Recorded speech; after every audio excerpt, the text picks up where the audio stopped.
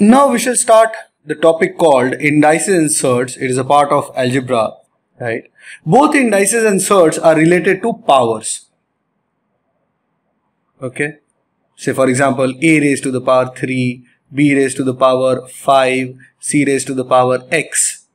Okay, so we are talking about indices and surds in which they involve the powers. There is some base and there is some power attached to it, right? Indices is the full form of the word index. Index means integer power. We'll take all of them one by one. So when the power is integer, we call them index. And when the power is fraction, we call the expressions as surds. So this is fraction power. Okay. Now let's take one by one what means what. Okay.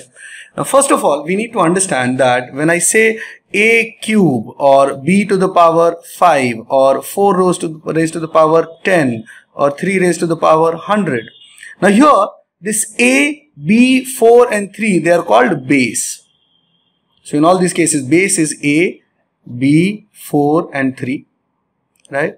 And their power, which is also called in this case index, right, is in the first, for a the power was 3, right?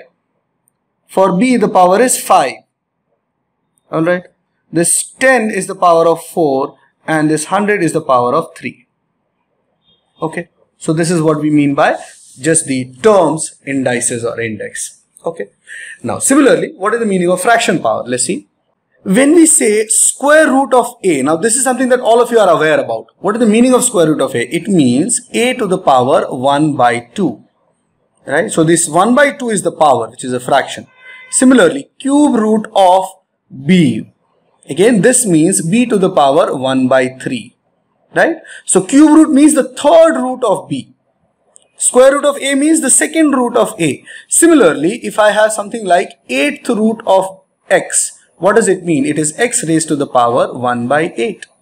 So as you can see in this case, base is a, power is 1 by 2, which is fraction power. In this case, you can see that the base is b and the power is 1 by 3, right? So the surds can also be written in terms of roots, right? Here in this case, the base is x and the power is equal to 1 by 8.